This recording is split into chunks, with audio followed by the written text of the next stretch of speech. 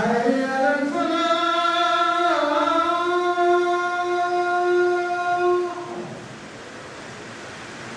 حي على الفلاح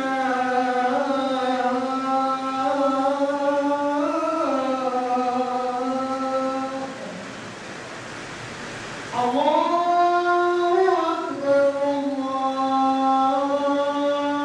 الله أكبر لا إله إلا الله وأشهد أن لا إله إلا الله وحده لا شريك له وأشهد أن محمدًا عبده ورسوله يا أيها الذين آمنوا اتقوا الله حق تقاته ولا تموتن إلا وأنتم مسلمون يا أيها الناس اتقوا ربكم الذي خلقكم من نفس واحدة وخلق منها زوجها وبث منهما رجالا كثيرا ونساء واتقوا الله الذي تساءلون به والأرحام إن الله كان عليكم رقيبا يا أيها الذين آمنوا اتقوا الله وقولوا قولا سديدا يصلح لكم أعمالكم ويغفر لكم ذنوبكم ومن يطع الله ورسوله فقد فاز فوزا عظيما أما بعد أيها المسلمون حديثي معكم اليوم بمشيئة الله تعالى سيدور حول كبيرة من الكبائر وقد سماه الشرع أو سماه الشارع بقذف المحصنات الغافلات المؤمنات. قال النبي صلى الله عليه وسلم في حديث يرويه الشيخان عن أبي هريرة رضي الله تعالى عنه: اجتنبوا السبع الموبقات. فقالوا: يا رسول الله وما هن؟ قال: الشرك بالله والسحر وقتل النفس التي حرم الله إلا بالحق وأكل الربا وأكل مال اليتيم والتولي يوم الزحف وقذف المحصنات المؤمنات الغافلات. وقد قال الله تبارك وتعالى عن هذه الجريمة أو عن هذه الكبيرة: إن الذين يرمون المحصنات الغافلات المؤمنات لعنوا في الدنيا والآخرة ولهم في الآخرة عذاب عظيم. ومن أي مداخل ندخل مع حضراتكم في هذا الموضوع؟ عباد الله، ندخل في هذا الموضوع بحادثة الإفك. وما أدراك ما حادثة الإفك؟ قال الله تبارك وتعالى: إن الذين جاءوا بالإفك عصبة منكم لا تحسبوه شرا لكم بل هو خير لكم لكل امرئ منهم ما اكتسب من الإثم والذي تولى كبره منهم له عذاب عظيم. الآيات. Alhamdulillah, toute la louange et la gloire appartiennent à Allah. Nous le louons, nous le glorifions, nous demandons son aide, nous implorons son pardon. Nous cherchons la protection auprès de lui contre le mal de nos âmes et contre les méfaits de nos actions. Quiconque Allah guide, nul ne peut l'égarer. Celui qui s'égare, si Allah l'égare, personne d'autre ne peut le guider. J'atteste qu'il n'y a de divinité dignes d'être adorées à part Allah, l'unique, sans égal ni associé, et que notre illustre messager, le bien-aimé prophète d'Allah, Muhammad sallallahu alayhi wa sallam, est bel et bien l'envoyé d'Allah et son serviteur. Que la paix, le salut, les prières et les bénédictions d'Allah soient sur lui, sur sa noble et pieuse famille, sur ses fidèles et vertueux compagnons, ainsi que sur quiconque qui les suivra sur cette voie salutaire jusqu'au jour de la rétribution. Cela étant, chers frères, chères sœurs en islam, j'invite votre honorable personnalité et ma modeste personne en premier à la crainte d'Allah. Allah le Très-Haut, il nous dit à ce sujet: ô vous qui avez cru, craignez Allah de la meilleure des craintes et ne mourrez qu'en état de la pleine soumission. Serviteurs d'Allah, notre sermon d'aujourd'hui, par la permission d'Allah, sera basé sur un péché que le messager d'Allah a mentionné parmi les 7 péchés destructeurs. Le messager d'Allah, un jour, avec ses compagnons, il leur dit: éloignez-vous des 7 péchés destructeurs. Ils lui ont demandé quels sont ces péchés au messager d'Allah. Il a commencé à les mentionner en disant: associer à Allah une autre divinité. Deuxième, la sorcellerie.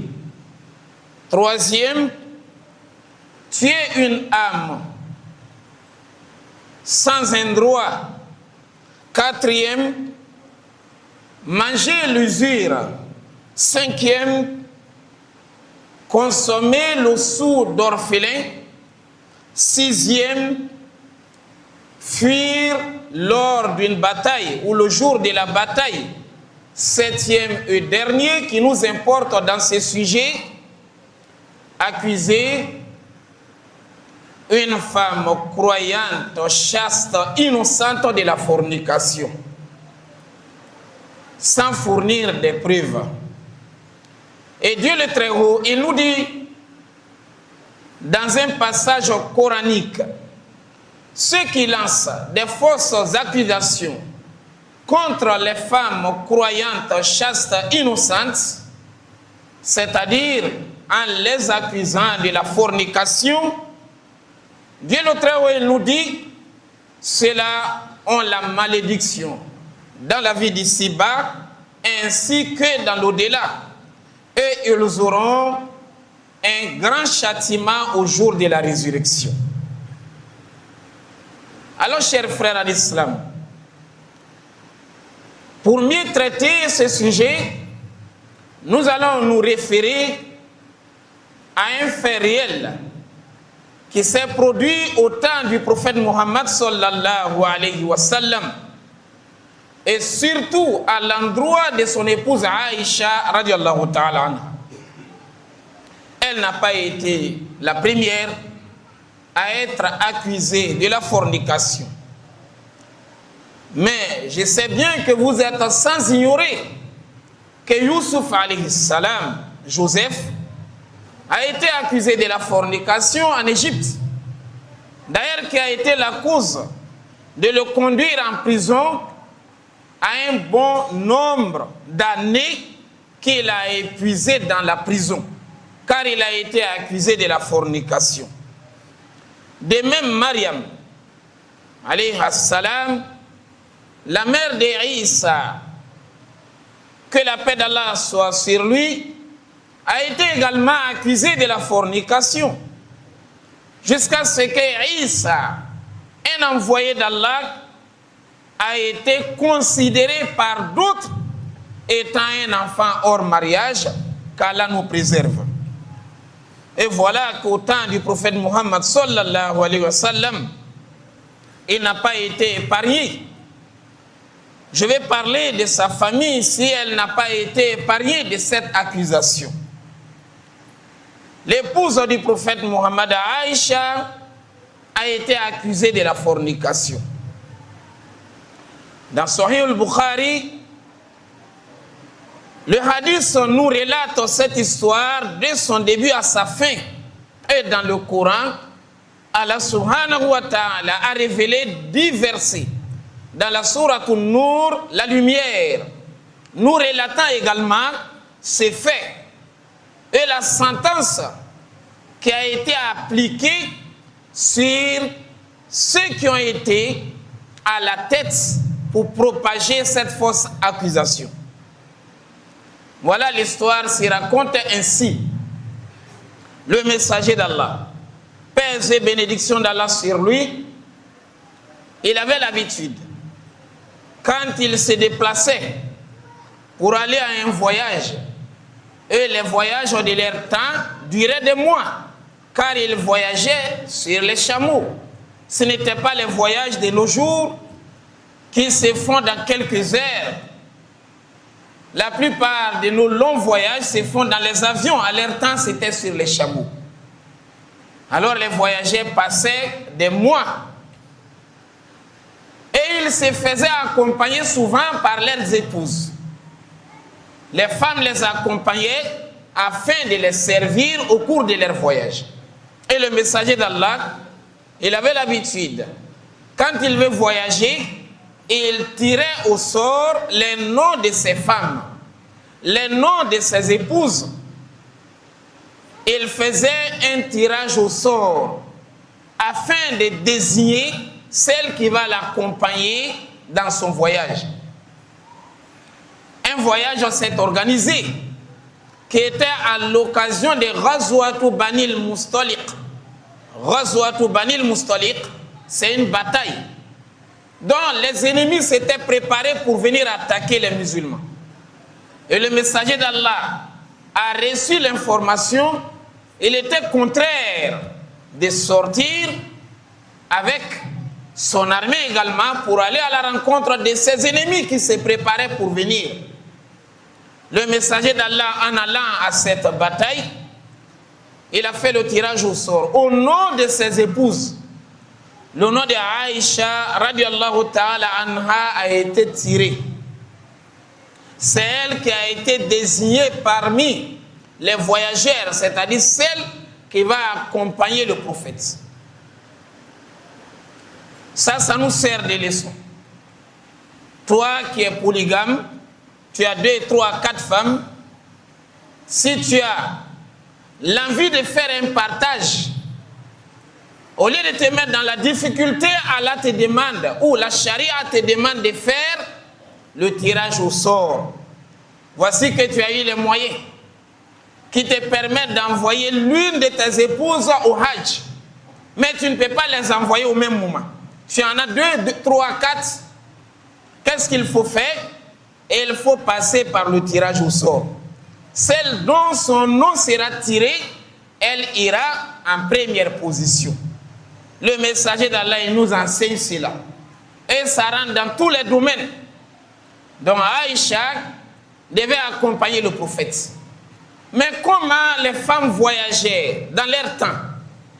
Les femmes étaient considérées, les femmes étaient honorées, les femmes étaient respectées. Depuis l'aube de l'islam, les femmes ont été respectées dans la religion de l'islam. Donc les femmes ne montaient pas sur ces chameaux comme les hommes. Mais on avait des palanquins qu'on fabriquait pour poser au dos du chameau. Ce palanquin est bien siégé, bien décoré.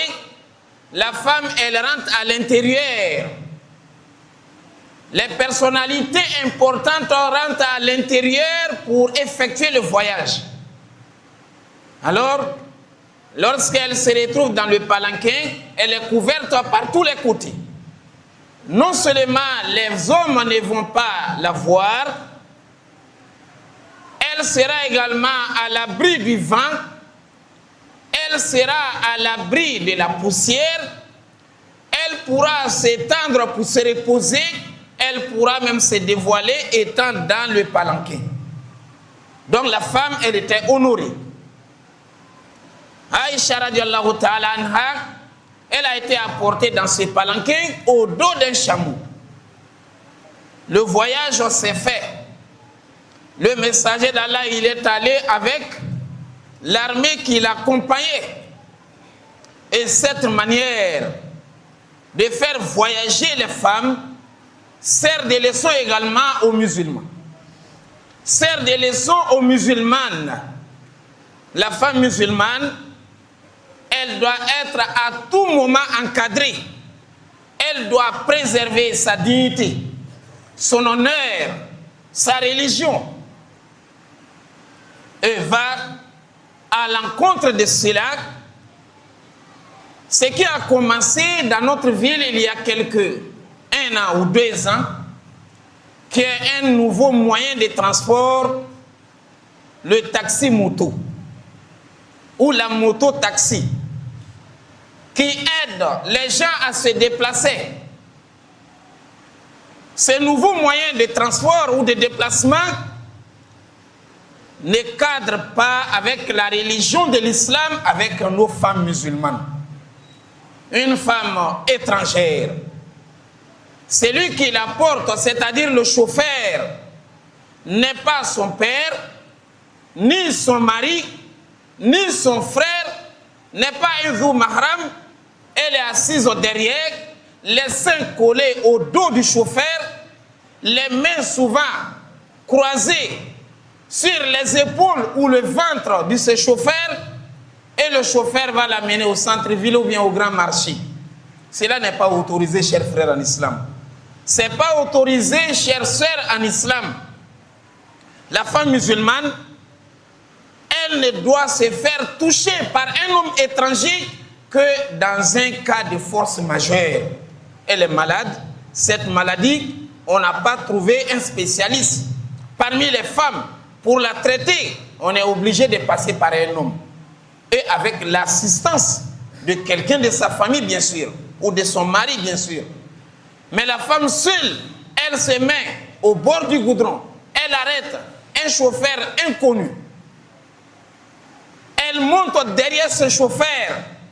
Et d'ailleurs, il n'y a même pas longtemps qu'un frère me racontait ici qu'une femme a été agressée parce que le chauffeur l'a amenée à un endroit inconnu. Voilà, on a commencé à l'attaquer, prendre tout ce qu'elle avait. Donc ce moyen de transport, chers frères en islam, il n'est pas autorisé à une femme de l'utiliser. Parce que nous ne sommes pas dans un cas de force majeure. Il y a des autres moyens de transport. Il y a des autres moyens de déplacement. Avant 2 ans, on ne l'avait pas connu. Mais les femmes se déplaçaient. Même en dehors des taxis-motos, s'asseoir derrière une moto. Alors que le chauffeur là est un homme étranger, ce n'est pas autorisé pour une femme musulmane. Alors, chers frères en islam, Aïcha, elle est allée avec l'ensemble de la délégation. Ils ont déjà fini la mission, ensemble avec le messager d'Allah. Il était question de revenir. À leur retour, voilà un événement historique qui va se dérouler. Il y avait un homme dans le groupe, un compagnon du prophète Mohammed, sallallahu alayhi wa sallam. Ce compagnon-là, il s'appelait Safwan ibn al-Mu'attal. Safwan ibn al-Mu'attal. Ce brave compagnon avait un défaut. Quel était son défaut? Il dormait profondément. Quand il dort, il a du mal à se réveiller. Jusqu'à ce que sa femme est venue une fois se plaindre auprès du prophète pour lui dire: mon mari, il a du mal à se réveiller le matin pour accomplir la prière de Fajr à son heure précise. Et le messager d'Allah a fait appel à Safwan. Quand il est arrivé, il a dit au messager d'Allah: ce défaut, en réalité, nous l'avons dans notre famille. Notre tribu là, quand on dort, le sommeil est tellement lourd, on a du mal à se réveiller. Mais ici, je ne parle pas de celui qui fait semblant de dormir, prier, Fajr à 8 heures. Celui-là, de nature, il se réveille difficilement. Mais toi qui fais semblant, il y a le réveil, il y a le téléphone. Tu vas dormir jusqu'à 8 heures, à 7 heures. C'est à l'heure là tu vas te réveiller pour prier la prière de Fajr. Tu es en danger, mon frère, ma soeur. Donc Sofwan, comme il avait ses défauts, le messager d'Allah lui avait confié une tâche. La tâche était, comme toi, nos voyages durent pendant des mois et on dort souvent en route. Tu n'arrives pas à te réveiller au même moment avec les autres pour continuer le chemin. Tu resteras derrière nous. Et lorsque nous allons continuer la route, tu vas regarder en venant, si on a oublié des objets, tu vas les ramasser pour nous rejoindre. Quelqu'un a oublié son habit, quelqu'un a oublié un récipient, quelqu'un a oublié même une arme, autre chose, tu vas ramasser pour venir nous rejoindre. Ça, c'était la tâche que le messager d'Allah a confiée à Sofwan. Ça aussi, c'est une manière pour nous enseigner. Quel enseignement? Mettez celui qu'il faut à la place qu'il faut. On voit que lui là, il peut bien gérer ses postes qu'on lui met. Mais dans la société, tu amènes les gens de tes proches, ils ne maîtrisent pas le boulot. Tu le mets là-bas. L'autre là, c'est un proche parent. Tu le classes là-bas. Celui-là, tu l'as aimé. Tu le mets ici, ça ne va même pas durer. La société ira en faillite. Ça, c'est très clair. Mais on nous demande de faire quoi? Mettez l'homme qu'il faut à la place qu'il faut. Et le messager d'Allah, il avait cet enseignement. Il a confié à Sofwan cette tâche. Au retour de la bataille, ils se sont stationnés quelque part. Ils se sont reposés. Sofwan n'arrive pas à se réveiller. Les gens l'ont dévancé. Il est resté derrière. On arrive à l'arrêt prochain. Ils se sont encore stationnés et ils vont continuer. Voilà, on avait enlevé le palanquin pour déposer à terre. C'est-à-dire ils avaient l'habitude. Lorsqu'on fait de l'arrêt, les palanquins qui sont au dos des chameaux, on les enlève, on les pose à côté. Parce que ces animaux-là aussi doivent se reposer. Toi, ne te dis pas que le chien qui est chez toi à la maison, il n'a pas un droit. Ça, c'est un mauvais calcul. Le chien a un droit, le chat a un droit, ton mouton là a un droit, le bœuf a un droit. Un bœuf, un mouton, tu n'as pas le droit de t'asseoir là-dessus pour t'amener. Il n'est pas fait pour ça. Il a sa spécialité. Alors ici, on faisait reposer les chameaux, les animaux. Tu as un animal à la maison, prends soin de lui. Sinon, tu seras interrogé au sujet de l'animal. Donc là, on a enlevé les palanquins, on les a déposés à terre. Aïcha, elle était allée satisfaire le besoin. Pour aller satisfaire le besoin, elle allait très loin des gens. Et dans ça également, il y a un enseignement. Un musulman, une musulmane n'a pas le droit de se mettre devant les gens. Toi, tu es musulman, voilà que c'est toi qui as baissé le pantalon en train d'uriner dans un caniveau devant les gens. Ce n'est pas autorisé. Le musulman doit s'éloigner lorsqu'il est dans ces gens de besoin. Aïcha est allée très loin dans le désert. Elle a satisfait le grand besoin. Elle a fini, elle est revenue. Il est temps pour décoller. Elle a constaté qu'elle avait oublié son collier là où elle était partie. Voilà. Elle est retournée pour aller à la recherche du collier. Ceux qui devaient prendre les palanquins, les déposer au dos des chameaux n'ont pas vérifié. Ils ont pris les palanquins, ont déposé au dos des chameaux, ils ont continué le chemin, croyant qu'Aïcha est à l'intérieur alors qu'elle n'est pas encore de retour. Elle est en train de chercher le collier qu'elle a oublié dans le désert. Elle a mis du temps, elle revient, elle trouve qu'il n'y a personne, ils sont partis. Elle a crié, appelé, personne ne répond. Donc Aïcha s'est dit quoi? Si je continue, peut-être que je vais m'égarer.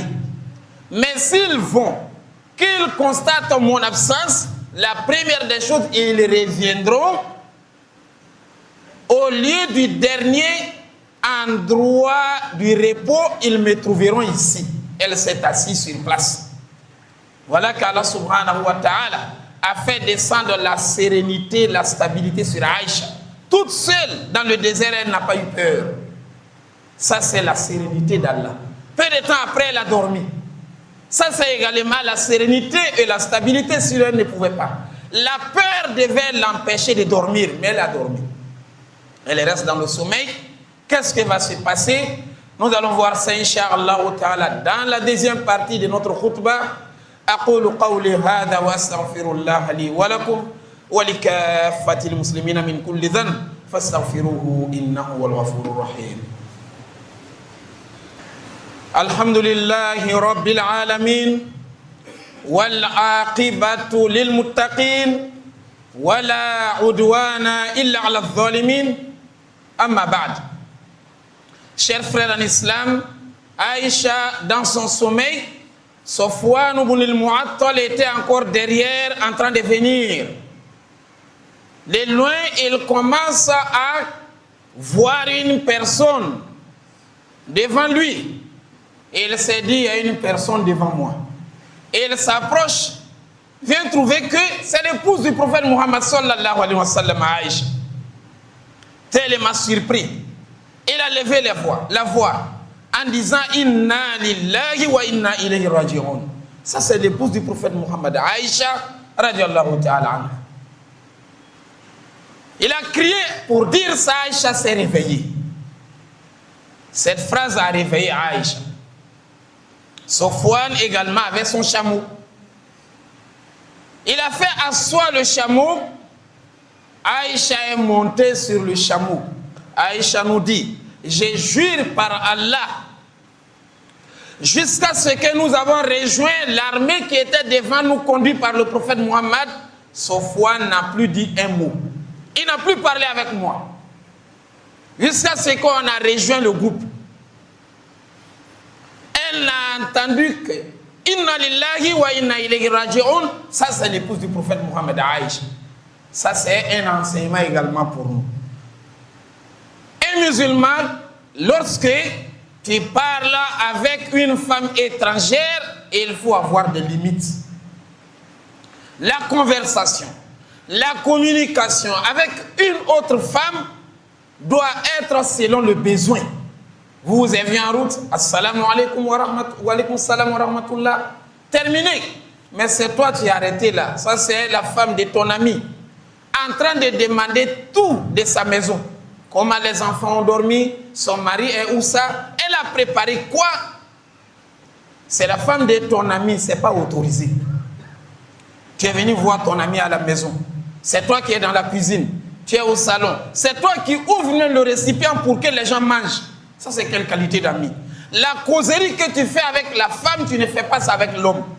C'est interdit en islam. La causerie entre l'homme et la femme doit être selon le besoin. La femme est une tentation. Voilà pourquoi en islam, on a interdit à la femme, même en sortant, de se parfumer. Parce que la femme elle-même déjà représente une tentation. C'est une épreuve, la femme. Maintenant, si elle se parfume encore, elle vient passer là, il y a l'odeur du parfum. On sent une bonne odeur. On se dira quoi? La femme qui arrive à s'entretenir jusqu'à ce niveau-là, sans doute c'est une bonne femme. Ça va attirer l'homme. Alors en ce moment, ça devient interdit. À nos sœurs musulmanes, la femme musulmane, sa dignité, c'est dans la couverture. Voilà une femme, celle qui est sur le TikTok. Elle est sur le Facebook, en direct, mal voilée, en train de parler de tout et de rien, mais elle est mariée. Voilà une femme musulmane. C'est elle qui est présente dans tous les mariages, tous les baptêmes. Elle est dans tous les taxis de la ville. Tous les bus connaissent la femme là. Ça, c'est quelle qualité de femme? La femme, elle doit rester chez elle. Elle doit sortir par rapport aux besoins. Et quand elle sort, elle doit savoir comment marcher, où aller. Alors Aïcha, elle est montée sur le chameau. Safwan a conduit le chameau. Allah subhanahu wa ta'ala a fait que les deux sont venus sains et saufs. Jusqu'à ce qu'ils ont rattrapé le groupe. On rattrape le groupe.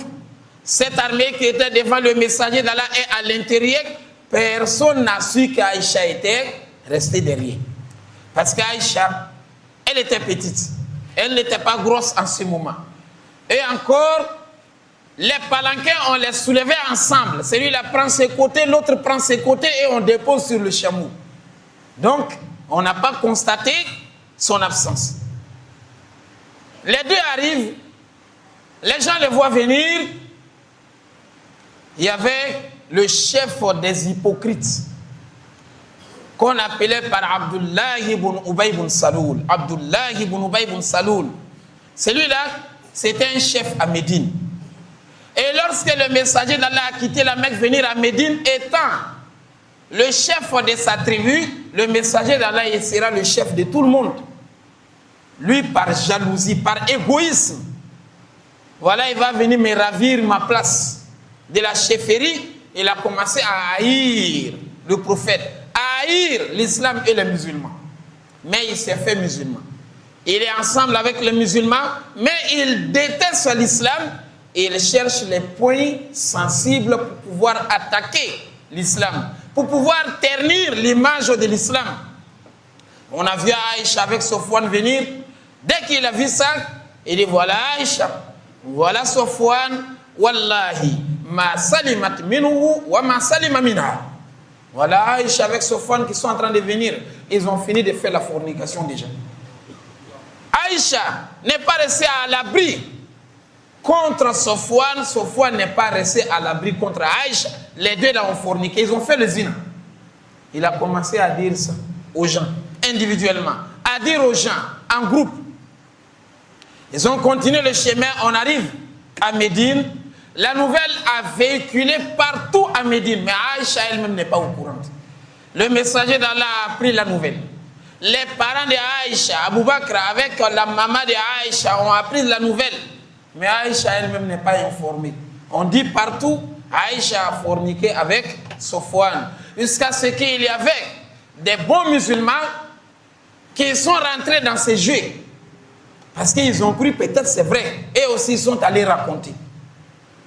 On est resté comme ça jusqu'à près d'un mois. Il n'y a pas de révélation. Vrai ou faux, personne ne sait. Le messager d'Allah, il a appelé. Le messager d'Allah a appelé Ali ibn Abi Talib avec Oussama pour demander leur avis. Inch'Allah ta'ala, si nous trouvons une autre occasion, nous allons terminer cette histoire qui nous sert de beaucoup de leçons dont Allah subhanahu wa ta'ala lui-même a blanchi Aïcha dans le Saint-Coran. Nous demandons à Allah subhanahu wa ta'ala d'accepter nos adorations, de pardonner nos péchés, qu'Allah veille sur nous, qu'il nous protège, qu'il protège la religion de l'islam, qu'Allah pardonne à tous nos défunts, qu'il guérisse nos malades.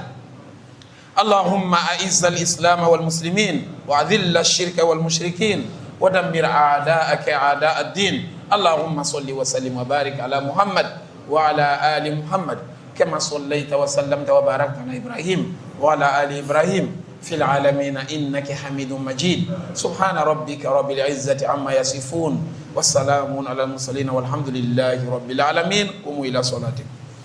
الله أكبر أشهد أن لا إله إلا الله أشهد أن محمدا رسول الله حي على الصلاة حي على الفلاح أقيموا الصلاة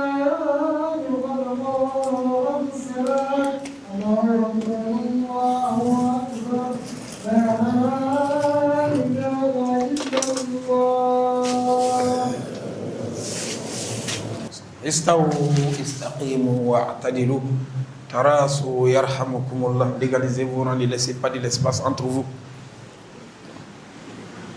Allahu Akbar.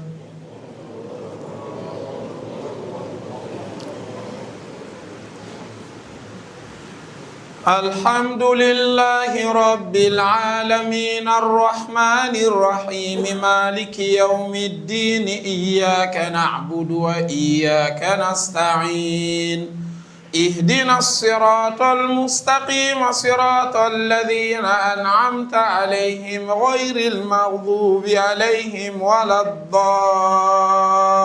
الضالين آمين. والعصر إن الإنسان لفي خسر إلا الذين آمنوا وعملوا الصالحات وتواصوا بالحق وتواصوا بالصبر. الله أكبر.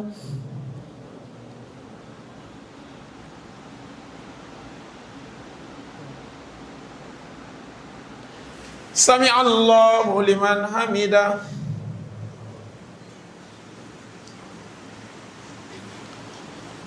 الله أكبر.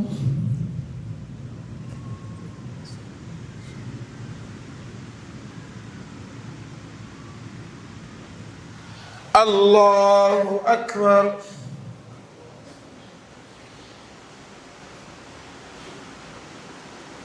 الله أكبر.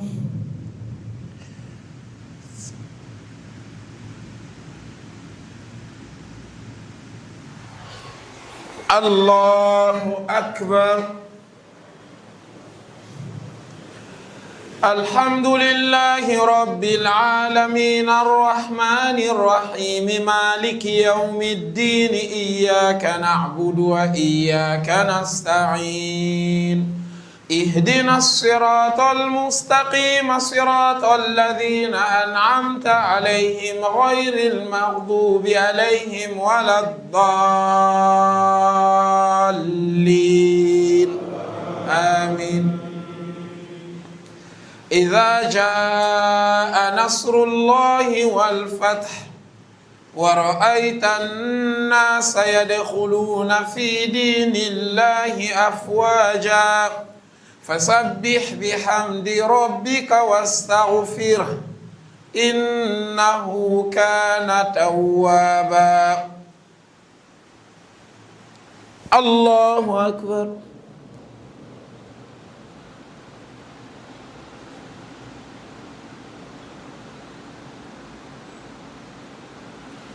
سمع الله لمن حمده.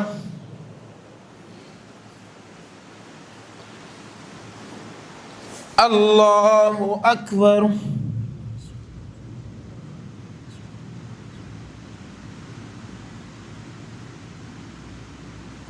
الله أكبر.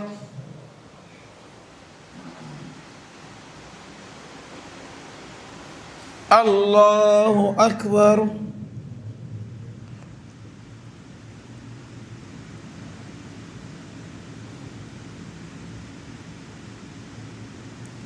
الله أكبر.